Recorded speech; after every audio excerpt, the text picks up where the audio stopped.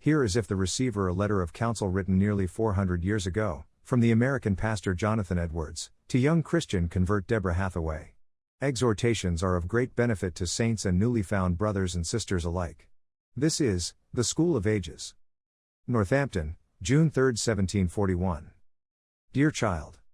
as you desired me to send you in writing some directions, how to conduct yourself in your Christian course, I would now answer your request. The sweet remembrance of the great things I have lately seen at Suffield, and the dear affections for those persons I have there conversed with, that give good evidences of a saving work of God upon their hearts, inclines me to do anything that lies in my power, to contribute to the spiritual joy and prosperity of God's people there. And what I write to you, I would also say to other young women there, that are your friends and companions and the children of God, and therefore desire you would communicate it to them as you have opportunity. I would advise you to keep up as great a strife and earnestness in religion in all parts of it, as you would do if you knew yourself to be in a state of nature and was seeking conversion.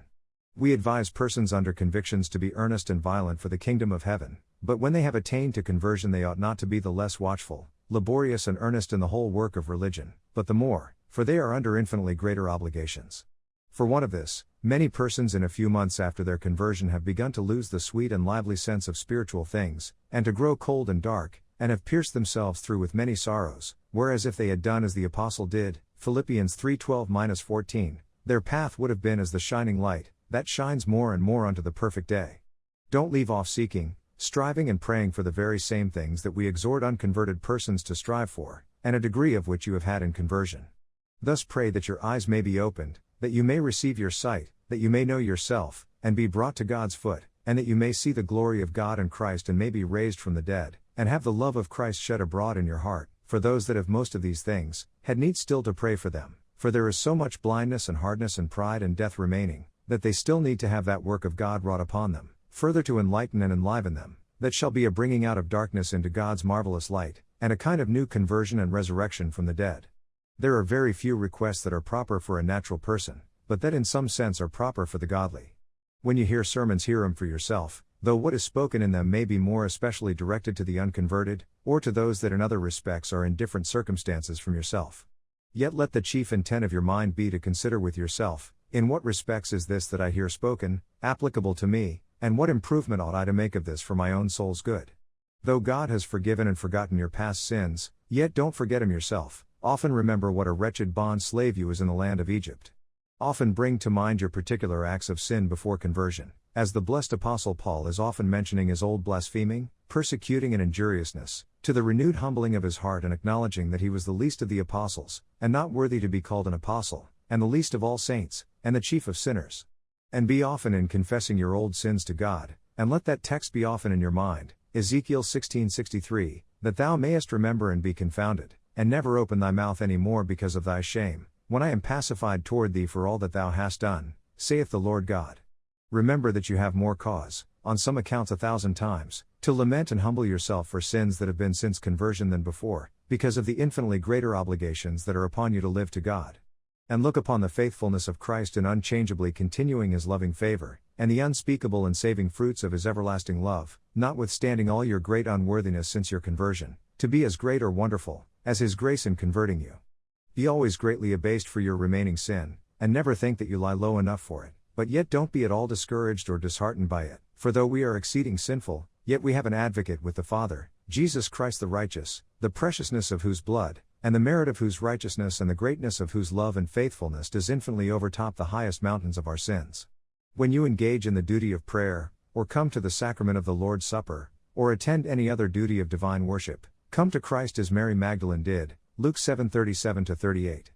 Come and cast yourself down at his feet and kiss him, and pour forth upon him the sweet perfumed ointment of divine love, out of a pure and broken heart, as she poured her precious ointment out of her pure, alabaster, broken box. Remember that pride is the worst viper that is in the heart, the greatest disturber of the soul's peace and sweet communion with Christ. It was the first sin that ever was, and lies lowest in the foundation of Satan's whole building, and is the most difficultly rooted out, and is the most hidden, secret and deceitful of all lusts, and often creeps in, insensibly, into the midst of religion and sometimes under the disguise of humility. That you may pass a good judgment of the frames you are in, always look upon those the best discourses and the best comforts that have most of these two effects, viz. Those that make you least, lowest, and most like a little child, and secondly, those that do most engage and fix your heart in a full and firm disposition to deny yourself for God, and to spend and be spent for Him.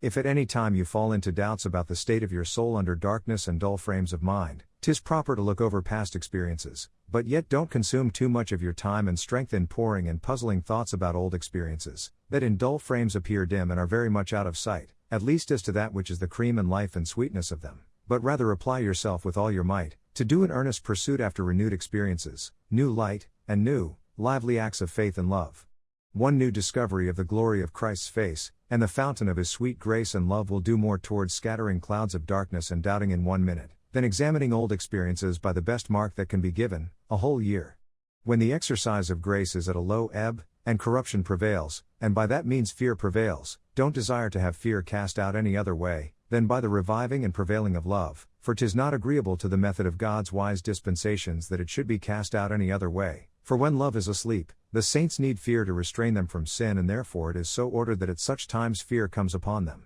and that more or less as love sinks. But when love is in lively exercise, persons don't need fear, and the prevailing of love in the heart, naturally tends to cast out fear, as darkness in a room vanishes away as you let more and more of the perfect beams of the sun into it. 1 John 4:18.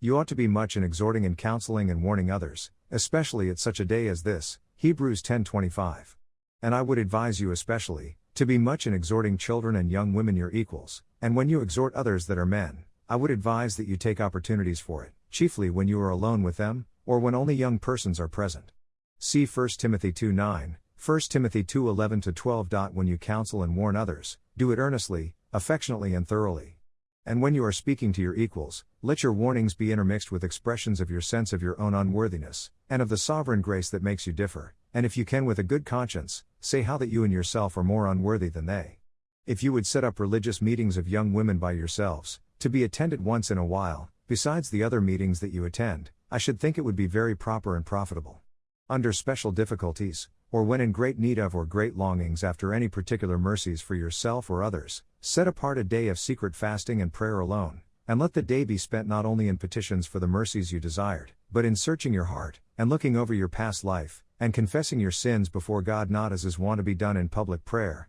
but by a very particular rehearsal before God, of the sins of your past life from your childhood hitherto, before and after conversion, with particular circumstances and aggravations, also very particularly and fully as possible, spreading all the abominations of your heart before Him.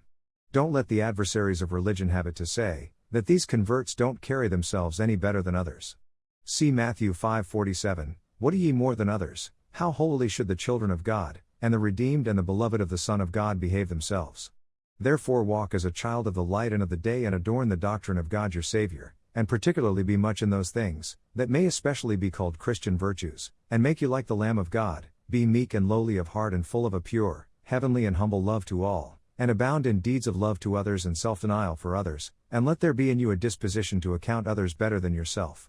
Don't talk of things of religion and matters of experience with an air of lightness and laughter, which is too much the manner in many places. In all your course, walk with God and follow Christ as a little, poor, helpless child, taking hold of Christ's hand, keeping your eye on the mark of the wounds on His hands and side, whence came the blood that cleanses you from sin, and hiding your nakedness under the skirt of the white shining robe of His righteousness.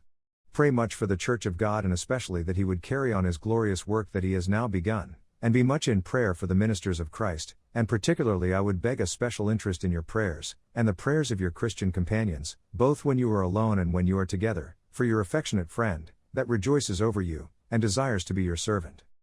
In Jesus Christ. Jonathan Edwards.